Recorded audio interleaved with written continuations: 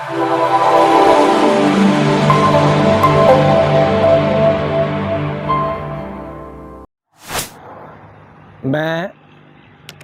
आज दोस्तों के साथ इन सख्त मौसमी हालात में गंदम पर आने वाले इस मौसमी हालात के असरात का जायज़ा लूँगा और इन सख्त मौसमी हालात में हमारी गंदम की फ़सल को किस चीज़ की सबसे ज़्यादा ज़रूरत है और उसका क्या किरदार है, इस पर बात करूँगा।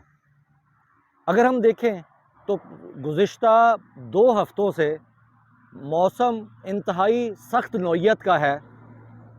धूप ना निकलने के बराबर है, जबकि टेम्परेचर बहुत ज़्यादा डाउन है। अगर हम गंदम की बात करें तो गंदम की फसल को पकने के लिए और पकने से पहले झाड़ बनाने और झाड़ के ऊपर सिट्टे निकालने और सिट्टों में दाने की भराई के लिए 1.5 डिग्रीज़ की ज़रूरत होती है।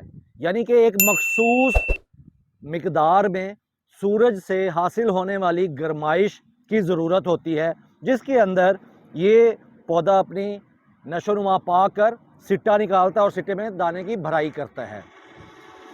सूरज के ना निकलने की वजह से अगर हम गौर करें तो पौधों के अंदर ज़ियाई तालीफ का अमल बहुत सुस्त हो चुका है और ज़ियाई तालीफ के सुस्त होने की वजह से पौधों के ऊपर खुशहाली या खुशनुमाई नहीं है, बल्कि पिलाहट के अंदर गंदम मौजूद है और ज़ियाई तालीफ के सुस्त होने की वजह से पौधे के टिलर्स बहुत कम तादाद में निकल रहे हैं। दूसरी तरफ एक मिथ ये भी है कि अगर सख्त मौसमी हालात हों, गंदों पर स्ट्रेस आए या कोहरा पड़े तो पौधा ज़्यादा टिलर्स निकालता है। काफ़ी हद तक ये बात दुरुस्त है।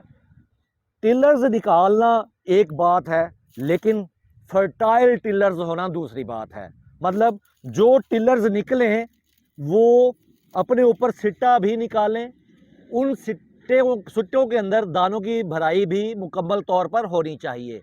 उसके लिए पौधे को मुकम्मल खुराक की ज़रूरत होती है। अगर हम चाहते हैं कि इस स्टेज पर गंदम के पौधे बेहतरीन टिलरिंग करें, झाड़ बनाएं, तो इसके लिए ज़ाई तालीफ के अमल को नॉर्मल हालत में चलना चाहिए, जो कि सख्त मौसमी हालात की वजह से सुस्त हो चुका है। उसके लिए अगर हम इस वक्त गंदम में जिंक सल्फेट को इस्तेमाल करें तो ये बहुत ही मुफीद होगा। इस वक्त गंदम में तकरीबन 3 से 4 किलोग्राम 21%, 27% या 33% वाली जिंक को इस्तेमाल करना चाहिए। उसकी वजह से पौधे के अंदर क्लोरोफिल मादा, सब्ज मादा, जो कि ज़ियाई तालीफ के अमल को तेज़ करता है, उसकी मिकदार में इजाफा हो जाता है और ज़ियाई तालीफ का अमल तेज़ हो जाता है। इन मौसमी हालात में जिंक सल्फेट पौधे की जड़ों की बढ़ोतरी को नॉर्मलाइज करती है, जड़ों की बढ़ोतरी ज़्यादा तेज़ी से करवाती है। इसके अलावा पौधों की विगर में, सेहत में, जान में इजाफा होता है और ये जिंक सल्फेट ना सिर्फ प्रोटीन बनाने के अमल बल्कि शुगर बनाने के अमल में भी अपना किरदार अदा करती है।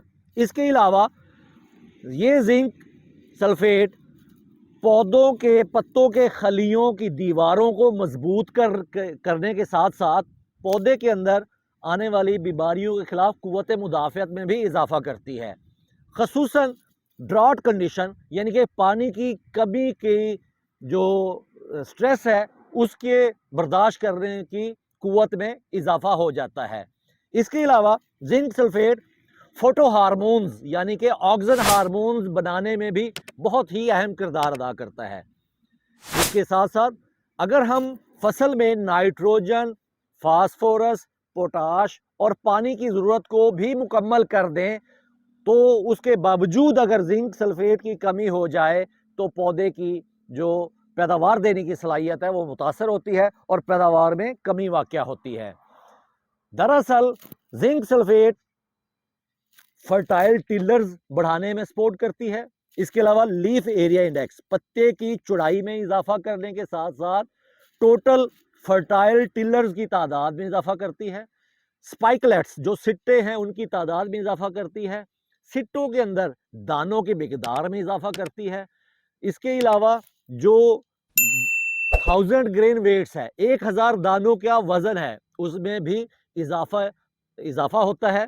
और इसके साथ साथ इसका जो ड्राई वेट है या इसका जो झाड़ है उसमें इजाफे के साथ साथ तूड़ी में भी इजाफा होता है।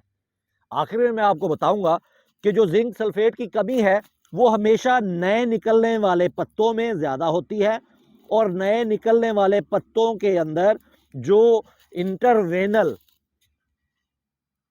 क्लोरोसिस पैदा हो जाता है, यानी कि रगों के दरमियान में बेरंग पत्ते हो जाते हैं। ज़ियाई तालीफ यानी कि जो क्लोरोफिल मादा है वो पत्ते की रगों के दरमियान में उसकी कमी होने की वजह से गंदम पिलाहट का शिकार हो जाती है। लिहाजा इस वक्त ज़िम्मेदार भाइयों को चाहिए कि 21, 27, 33% वाली जिंक 4 से 5 किलोग्राम की मिकदार में, या 10% वाली मल्टी न्यूट्रिएंट जो जिंक होती है जिसके अंदर कॉपर, आयरन वगैरह भी शामिल होता है, उसको 5 किलोग्राम की मिकदार में इस्तेमाल करें ताकि पौधा अपनी बढ़ोतरी को नॉर्मल कर सके। बहुत शुक्रिया।